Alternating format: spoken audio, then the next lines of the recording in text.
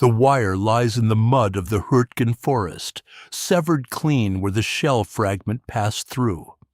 8 strands of copper wrapped in rubber and cotton, designed to carry the human voice across distances that would otherwise require a runner to cross, assuming the runner survived the crossing. This particular wire connected a forward observation post to a battery of 105mm howitzers positioned 1,100 yards to the rear. For the last 40 minutes, that connection has been silence. The German artillery spotters in the tree line know exactly what they accomplished. They watch the shell land. They know the wire is cut. They also know what comes next. Sergeant Harold Newcomb unfolds himself from the foxhole at 09:30 on a November morning in 1944. He carries a field telephone, a reel of W110 wire, and a lineman's splice kit that weighs less than 2 pounds. The kit contains a knife, pliers, friction tape, and an instruction card he stopped reading 6 months ago. His orders are simple: find the break, fix the break. The problem is that the break lies somewhere along 300 yards of ground, that German mortars have been walking back and forth since dawn. The shells fall in patterns. Newcomb has learned to read: 4 rounds, pause, shift 50 yards left, 4 more rounds. He times the pause at 18 seconds. 18 seconds to cover as much ground as his legs will carry him before the next salvo arrives. The German forward observer watches him leave the foxhole. The German adjusts his fire. What happened next would confuse German intelligence officers for months. American field communications possessed a quality the Wehrmacht could not explain and could not replicate. They healed. Cut a German wire, and it stayed cut until nightfall, when a repair crew might venture forward.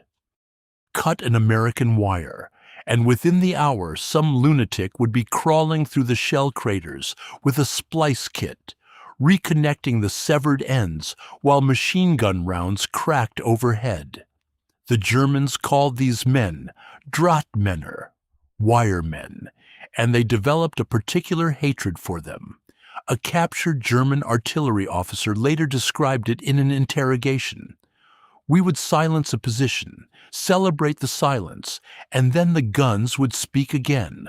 Always, the wire would not stay dead. German reports on American artillery coordination echoed the same confusion.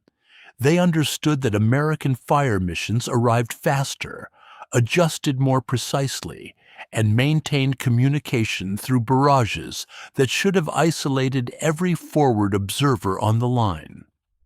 What they could not understand was why any man would cross open ground to make that happen. The German forward observer tracked Newcomb's progress through his field glasses. He called corrections. The mortar crews responded. 18 seconds between salvos became 12. Newcomb kept moving, not running, because running made you fall, and falling made you dead.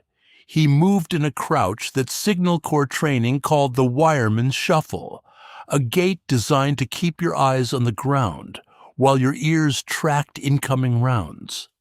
The wire had to be somewhere along this stretch. The break would show itself as a gap in the mud, a place where the rubber coating ended and began again with nothing in between.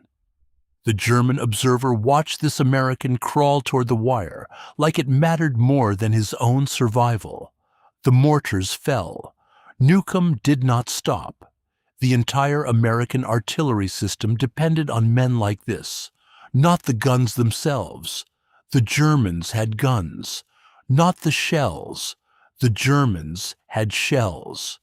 The difference was the voice that connected the observer to the battery to the fire direction center, the Fire Direction Center to Corps Artillery. That voice traveled through copper wire, laid by hand across ground that no rational person would cross. The Germans understood fire support. They invented combined arms doctrine, but they never solved the problem of the American wiremen, who treated a severed communication line as a personal insult. Sergeant Newcomb found the break at 10:07. A shell fragment had sliced the wire as cleanly as his own knife could have done. He knelt in the mud, stripped the rubber coating from both ends, twisted the copper strands together, wrapped the splice in friction tape. The mortars were still falling when he finished. At 10:12, Newcomb began the crawl back. The splice held. The wire carried current. Somewhere behind him, an artillery officer was already calling fire missions to the guns. The mortars kept falling, but the intervals had stretched again. The German observer had lost interest, or shifted to another target, or simply run low on ammunition. Newcomb made the foxhole at 10:23. He did not receive a medal. He did not receive a commendation.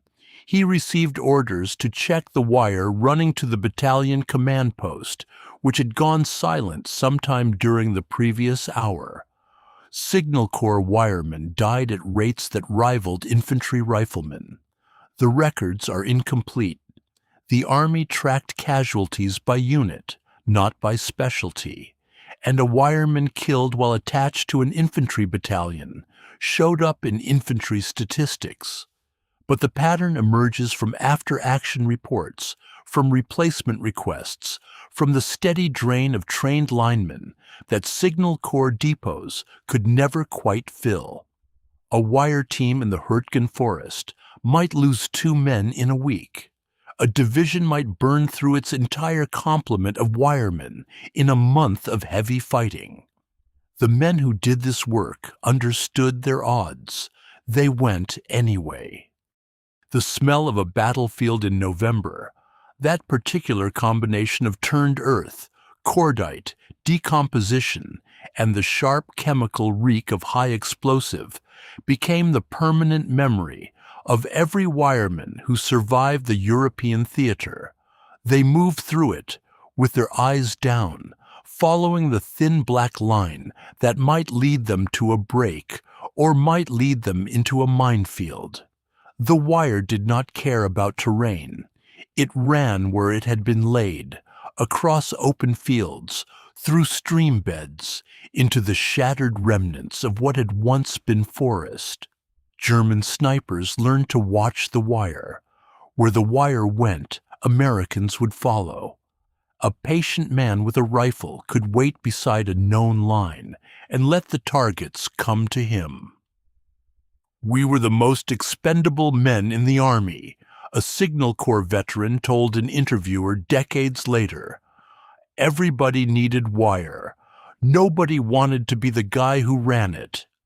The statement captures something the official histories miss. Wiremen occupied a strange position in the military hierarchy, technically skilled, absolutely essential, and yet treated as almost disposable by the operational tempo that consumed them. An infantry company that lost its communications, lost its artillery support, its ability to call for reinforcement, its connection to the larger battle. The wiremen existed to prevent that loss, and they died preventing it, and the Army trained more wiremen and sent them forward to die in turn. The German approach to field communications differed in ways that explain their confusion. Wehrmacht signal troops operated as specialized units, trained together, deployed together, protected by doctrine that recognized their value. They did not send individual soldiers crawling through artillery barrages with splice kits. They accepted that wire would be cut and planned around the cutting. Radio backup, runner systems, pre-positioned repair teams that moved only when conditions permitted. The American system looked insane to them. It looked like waste. A German signals officer captured near Aachen described the difference. American communications survived because American soldiers believed that communications mattered more than their own lives. He meant it as criticism. He was not wrong about the belief. The training happened at Camp Crowder, Missouri, and at a dozen smaller installations scattered across the continental United States. Young men who had never climbed a telephone pole learned to climb them. Men who had never spliced a wire learned to splice one in darkness, in rain, wearing gloves that made their fingers clumsy.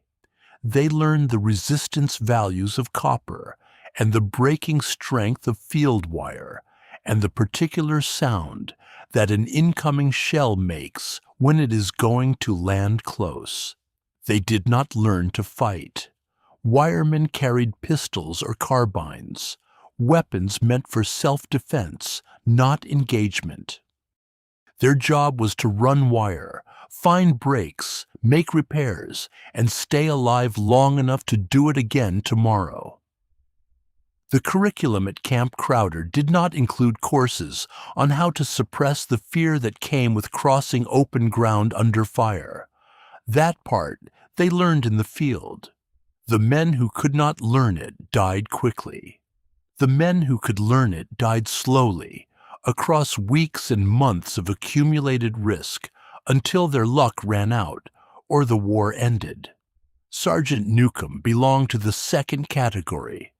The wire to the battalion command post had 3 breaks. He found the first one at 11:15.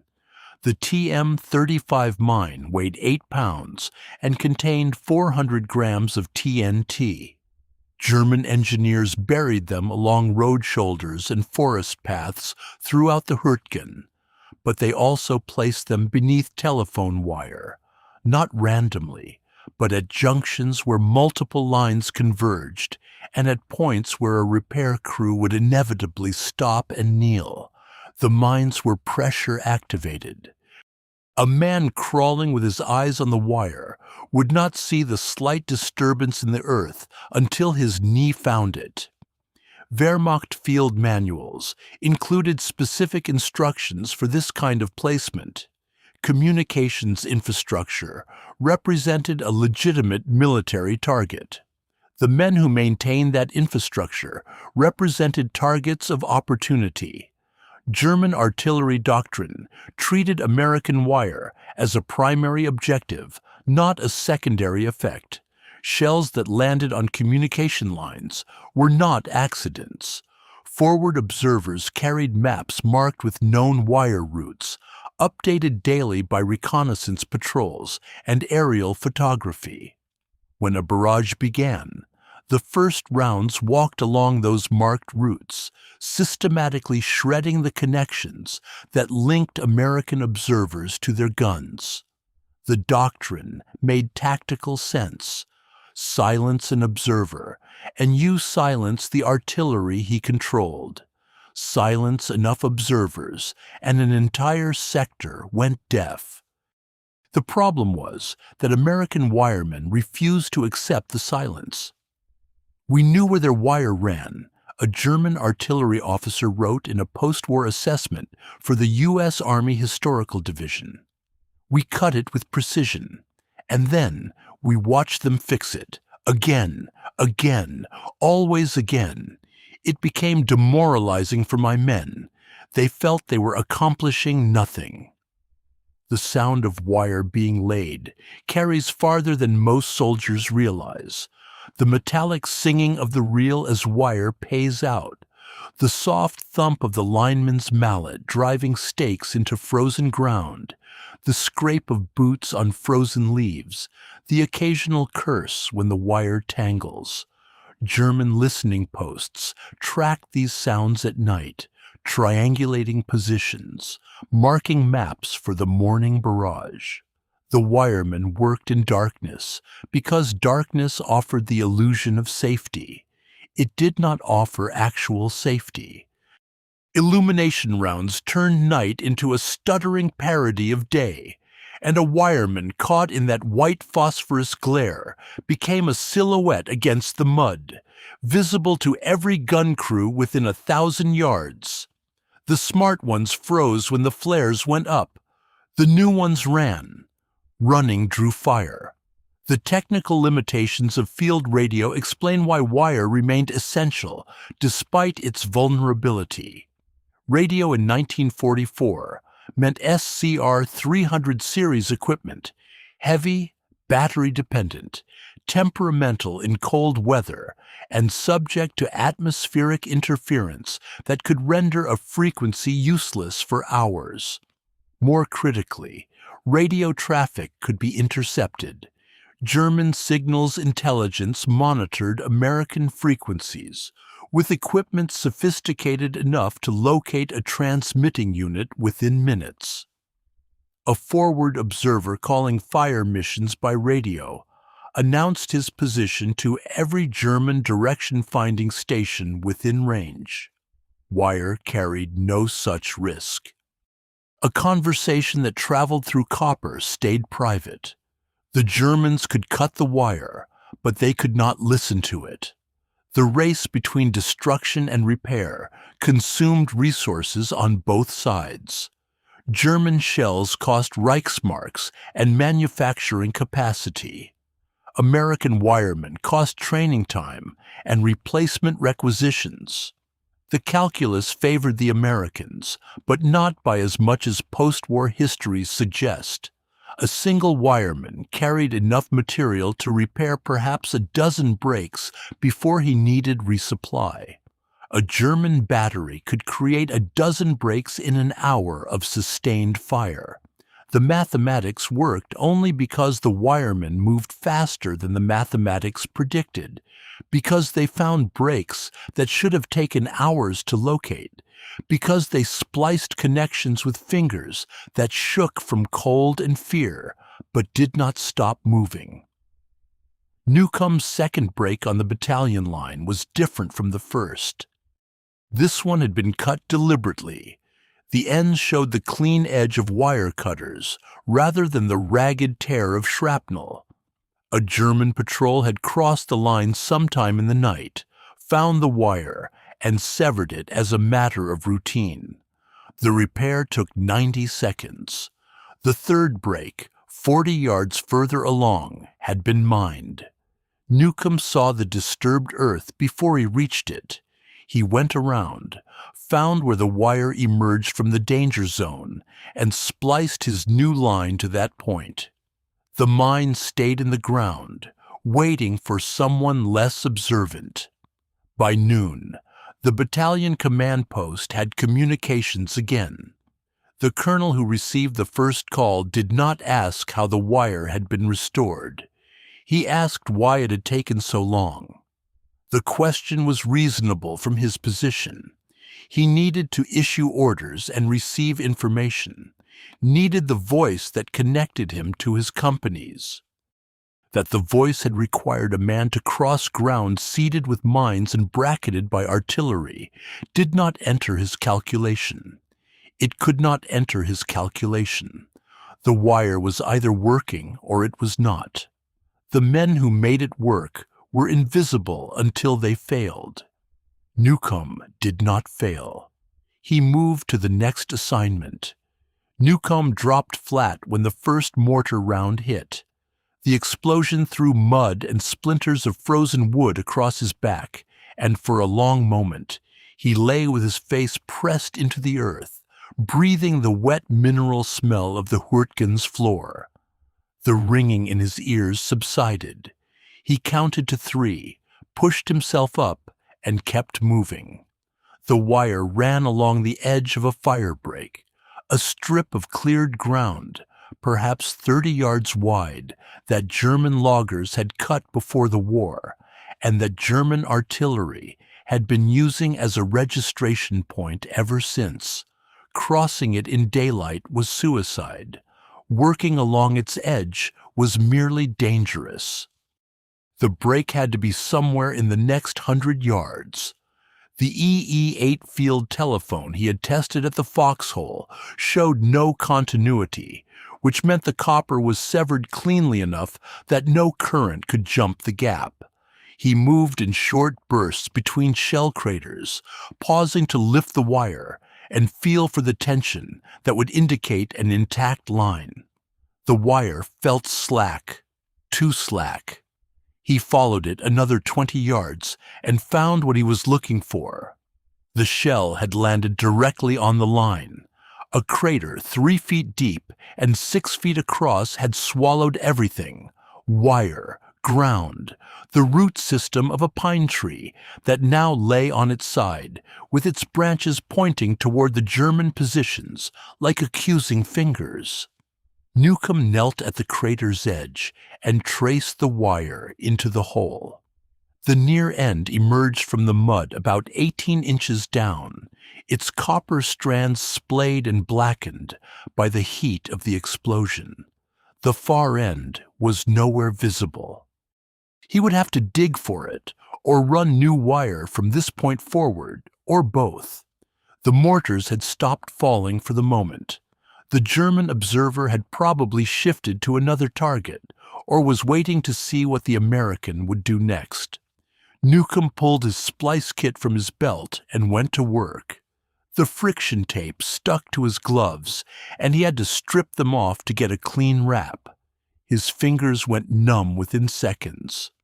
The temperature had dropped below freezing sometime during the night and had not recovered. He twisted the copper strands together with hands that felt like they belonged to someone else, wrapped the splice, tested the connection. The field telephone crackled to life.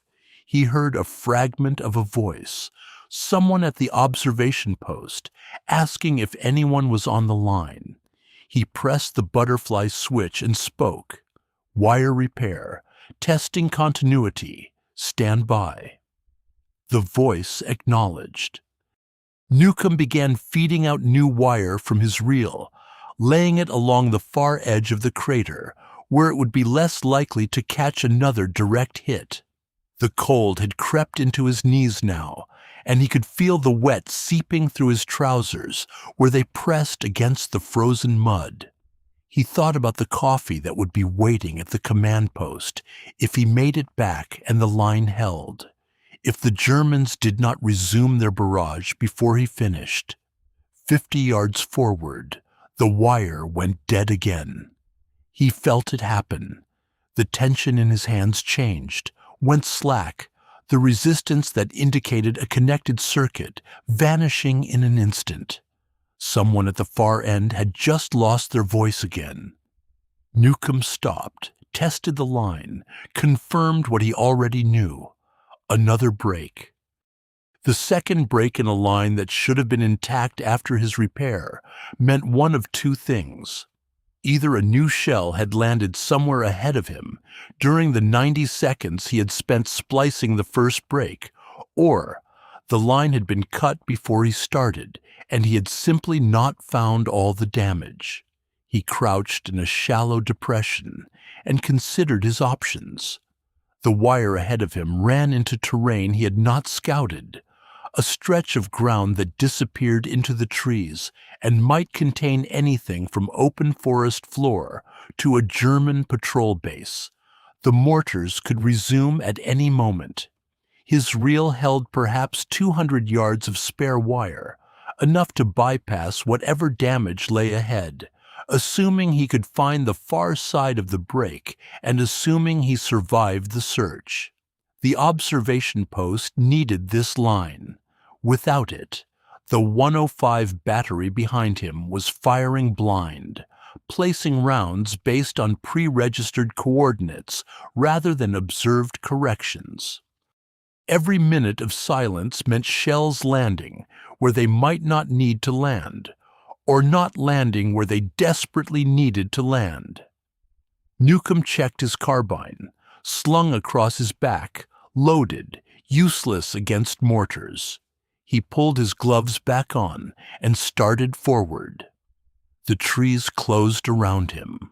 Somewhere ahead, a German soldier was watching the same wire he was following, waiting to see what the American would do next. 300 yards equals 900 feet equals roughly 270 meters. A man walking at a normal pace covers that distance in about 3 minutes.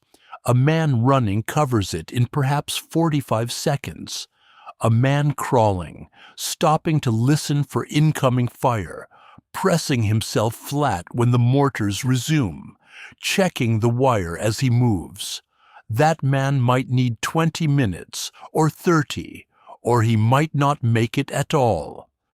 The mathematics of survival across open ground had been studied since the Somme, refined through every war since, and the numbers always said the same thing.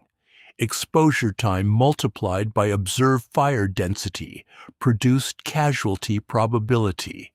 The longer you stayed visible, the more likely you died. German doctrine understood this perfectly. American wiremen understood it and went anyway. The term beaten zone appears in artillery manuals from both armies.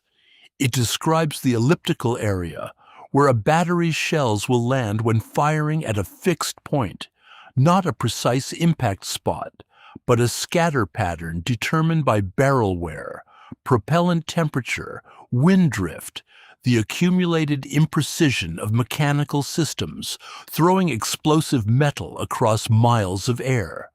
A German 88 firing at maximum range produced a beaten zone roughly 80 meters long and 20 meters wide. A mortar at shorter range produced a tighter pattern, perhaps 30 meters by 10. The wiremen crossing open ground moved through overlapping beaten zones, each one a probability cloud of fragmentation and blast overpressure. He could not see them. He could only feel them when they found him. Newcomb reached the tree line and paused. The wire ran straight across a clearing that stretched ahead of him.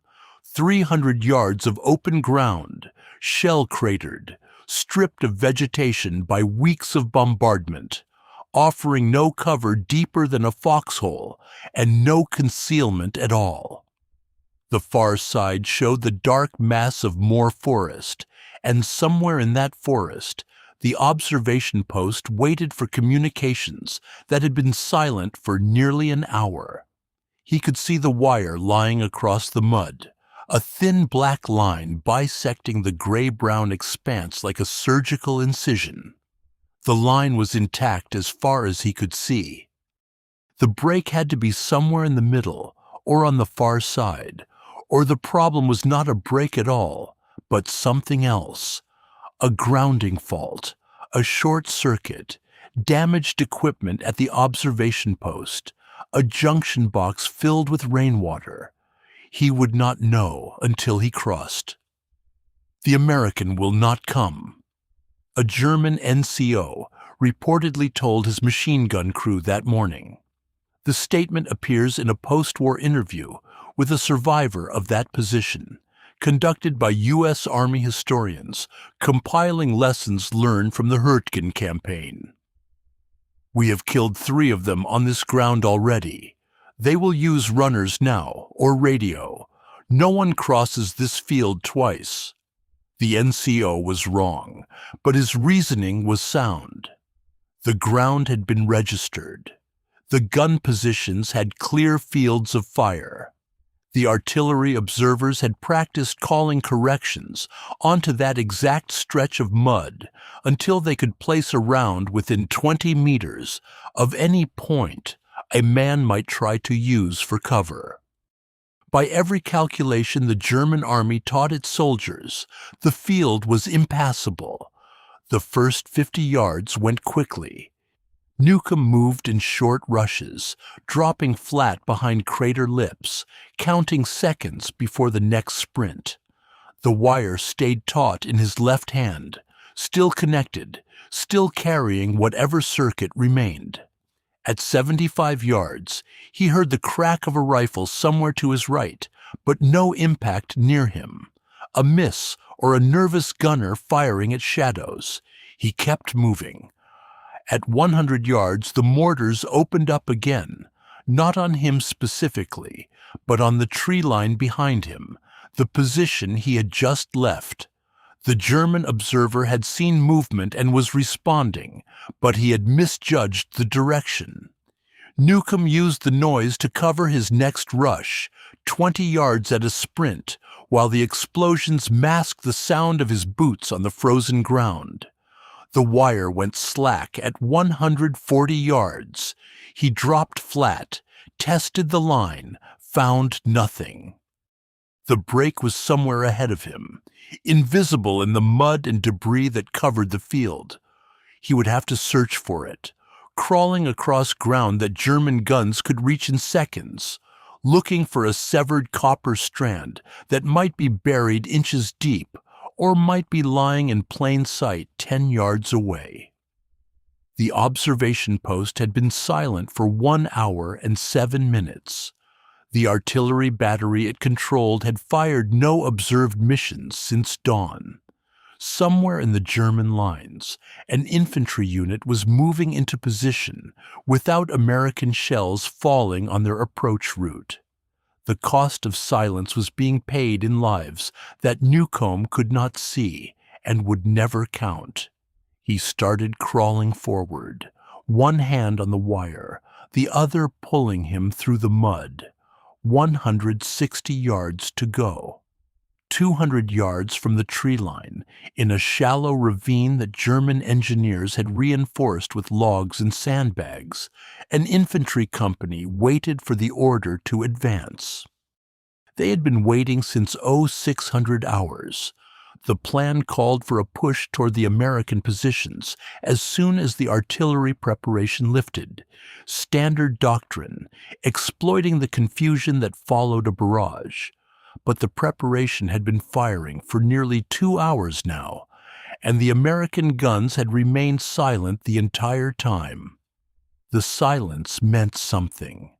It meant the forward observers could not see, could not call down the steel that had made every German advance in the Hürtgen a bloody calculation.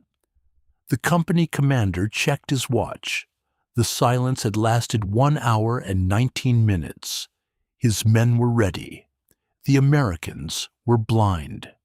Newcomb found the break at 173 yards. The shell had not landed on the wire.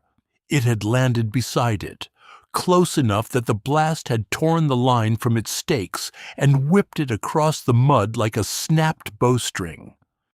The copper had separated at a splice point, probably one of Newcomb's own repairs from a previous day. The friction tape giving way under stress it was never designed to handle. He could see both ends of the break, lying perhaps 4 feet apart in the gray slush of a crater's edge. The repair would take less than a minute. He had made this exact splice 100 times, could make it with his eyes closed, had made it with his eyes closed during night repairs, when even a match could draw fire. His fingers were numb. His hands shook from cold and exhaustion, and something else he did not want to name. He stripped the rubber coating from both ends, twisted the copper strands together, reached for his tape. The German company commander received the order at 13:42. Advance. The American artillery had been silent for 1 hour and 23 minutes. His men rose from the ravine in good order, spreading into the assault formation they had practiced a dozen times, moving toward the American lines with the confidence of soldiers who believed they had won the preliminary battle. The observers were dead or cut off. The guns were useless. The wire that connected American eyes to American firepower lay severed in the mud somewhere behind the lines, and no one was coming to fix it, because the Americans had finally learned that some ground could not be crossed. Newcomb rapped the splice. The tape stuck to his frozen fingers, tore, stuck again. He pressed the connection together, felt the slight resistance that meant current was flowing, tested the line with his field telephone. The voice on the other end was already speaking. Mid-sentence, urgent, a forward observer who had been trying to reach the fire direction center for nearly 90 minutes. Fire mission. Grid reference. The coordinates came fast, numbers that meant nothing to Newcomb, but everything to the men who would receive them. He held the connection for 3 seconds, confirming the circuit was solid, then released the butterfly switch and started crawling toward the tree line. The observation post had its voice back. Whatever happened next was no longer his responsibility. The first American shells landed on the German assembly area at 13:44. The forward observer had called the mission, while Newcomb was still making his final splice, coordinates he had been holding for over an hour, adjustments he had calculated while watching the German preparations through field glasses and cursing the dead wire that kept him from transmitting. The shells came in salvos, 6 rounds, then 6 more, then 6 more, the full weight of a 105 battery dropping onto ground that German soldiers had believed was safe from observed fire. The company commander died in the 2nd salvo. His radio man died in the 3rd. The survivors scattered into whatever cover they could find, their assault formation dissolving into individual men, seeking individual shelter from steel that seemed to know exactly where they were. "We thought we had blinded them," a German sergeant from that company wrote in a letter home that was later captured and translated. "We were certain. And then the shells came, and they were not blind at all. Someone had given them back their eyes." Newcomb reached the tree line at 13:51. The shells were still falling on the German positions, a sustained barrage that would continue for another 20 minutes before the observer shifted to a new target. He did not look back at the field he had crossed. He did not count the craters or measure the distance or consider the improbability of what he had just done. The wire was working, and the guns were firing. The observation post had eyes again. He found the command post at 14:15, reported the line restored, received his next assignment. Another wire somewhere, another break waiting. The war was not waiting for him to rest. The coffee was cold by the time he got there. He drank it anyway.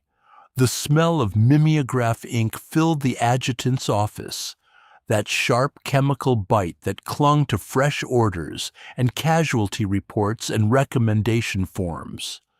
The clerk fed another sheet through the machine, cranked the handle, watched the purple text emerge on Army issue paper. Bronze Star, Silver Star, Distinguished Service Cross. The names blurred together after the first 100, the citations running to formula, displayed extraordinary heroism, under heavy enemy fire, at great personal risk, actions in keeping with the highest traditions. The clerk had typed 11 citations for wiremen in the past week alone. He could not have named a single one of them. The statistics tell a story the newspapers never printed. Signal Corps personnel in the European Theater of Operations received decorations for valor at a rate exceeding infantry riflemen in some divisions, not because they faced more danger, but because the danger they faced was so visible to the officers who wrote the recommendations. A rifleman might perform acts of courage that no one witnessed, or that witnesses did not survive to report. A wireman performed his acts of courage in full view of the command post that needed him, and the forward observer watching him cross ground that should have been impassable. The men who wrote the citations could see exactly what the wiremen had done, because the wiremen's success or failure determined whether those men could do their own jobs. The Hürtgen Forest campaign produced more than its share of these recommendations. Divisions that entered the forest with full-strength signal companies emerged with rosters gutted by casualties, killed, wounded, missing, evacuated for trench foot or combat fatigue, or the simple accumulation of damage that came from crawling through frozen mud day after day. The survivors received medals. The War Department published their names in lists that ran for pages, small print in official bulletins that circulated through headquarters and then disappeared into filing cabinets. No photographer followed a wireman across a beaten zone. No correspondent filed a story about the man who spliced copper while mortars fell around him. The work was too technical and unglamorous, too difficult to explain to readers who wanted tank battles and bombing raids and the clean drama of combat between armed men. Newcomb's name appears in the records of the 28th Infantry Division, which fought in the Hurtgen from early November through late November of 1944. The division suffered over 6,000 casualties in those 3 weeks, more than 60% of its authorized strength, losses comparable to the worst days of the First World War. The signal company's losses ran proportionally higher. Wiremen died at a rate that forced the division to pull cooks and clerks and truck drivers into emergency repair details, teaching them the basics of line splicing in 20-minute training sessions before sending them forward to find breaks that might be surrounded by minefields or covered by snipers or simply buried under feet of mud that no training could prepare them to navigate. The Bronze Star citation for a wireman, identified only by his service number, the name redacted in the version that survives, reads in part, "Under intense mortar and artillery fire, crossed approximately 300 yards of open terrain to locate and repair a severed telephone line connecting an artillery observation post to its fire direction center. Despite wounds received during the crossing, completed the repair and restored communications that enabled the delivery of observed fire on enemy positions. His actions directly contributed to the repulse of an enemy assault and the preservation of American positions." The citation does not mention the cold. It does not mention the mud or the weight of the wire reel, or the numbness in the hands that made every splice an act of will rather than skill. It does not mention that the wireman had completed the same crossing twice before in the previous week and would complete it again 2 days later. On the 4th crossing, a German shell landed close enough to end his war permanently. The newspapers back home printed stories about tank aces and fighter pilots and the generals who moved armies across maps. They printed photographs of artillery batteries in action, the guns recoiling in clouds of smoke, the crews stripped to the waist despite the cold. They did not print photographs of the wire that connected those batteries to the men who told them where to shoot. The wire was invisible, and so were the men who maintained it. The system worked because invisible men did impossible things in conditions that should have stopped anyone sane from trying. Newcomb finished his coffee. The next break was waiting. Someone had to cross the ground between here and there, find the severed copper, twist the strands together, wrap the splice in tape that would not hold, and do it all again tomorrow when the shells found the wire again. He checked his reel. The war was not waiting. The American relies too heavily on his communications network, wrote General Major Friedrich von Broich in a Foreign Military Studies report compiled at Fort Hunt in 1946. Sever his telephone lines, and he becomes hesitant, uncertain. His artillery loses its precision. His infantry advances without coordination. The wire is his weakness. The assessment was accurate. Von Broich had commanded troops against the Americans in Tunisia and later in France. He had watched his artillery observers cut wire with deliberate precision, had seen the results when American batteries fell silent, had understood that the elaborate system connecting American eyes to American guns was only as strong as the copper strands that carried the signal. He was not wrong about the vulnerability. He was wrong about what came next. German tactical doctrine in the Hürtgen emphasized what planners called communications interdiction. The systematic targeting of telephone wire, radio positions, and messenger routes. The forest terrain made radio unreliable. The dense canopy blocked signals and created dead zones that shifted with weather and time of day. Wire became essential, and wire could be cut. Artillery observers received specific instructions to identify junction points where multiple lines converged. Mortar crews registered these points and returned to them whenever American activity suggested repairs were underway. The mathematics seemed simple. Kill enough wiremen, and the Americans would run out of men willing to cross the killing ground. Every army had a limit to what it would spend on a single objective. The Germans calculated that limit and designed their interdiction accordingly. The calculations failed, not because they were mathematically wrong.